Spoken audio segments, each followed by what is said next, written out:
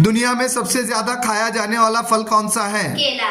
चावल की फसल सबसे पहले कौन से मुल्क में काश्त की गई? चीन। सबसे ज्यादा फल देने वाला दरख्त का नाम क्या है? नाशपाती। ये 300 साल तक फल देता है। सूरज पर सबसे ज्यादा कौन सी गैस पाई जाती है? हाइड्रोजन। सबसे ज्यादा आतिशफिशा किस मुल्क में है? इंडोनेशिया। घड़ी साज कौन सा हादसा इस्तेमाल करते हैं? बत्सा। किसी शय को आराम से यानी बिना आंखों पर जोर दिए देखने के लिए कम से कम कितना फासला होना चाहिए? 25 सेंटीमीटर। खाने के सोडे का कीमियाई नाम बताइए। Sodium bicarbonate. छाछ में कौन सा तेजाब होता है? Electric acid. कितनी बुलंदी पर कशिश शक्ल का असर खत्म हो जाता है? 30,000 में बुलंदी। सबसे पहले कौन सा विटामिन दरियाफ्त किया गया? Vitamin C. 1 मील कितने किलोमीटर का होता है? 1.6 किलोमीटर। कार्बन की 2 मुख्तलिफ शक्लें कौन सी हैं? हीरा और कोयला। बारिश की मिकदार नापने के लिए कौन से आले का इस्तेमाल किया जाता है? Rain gun.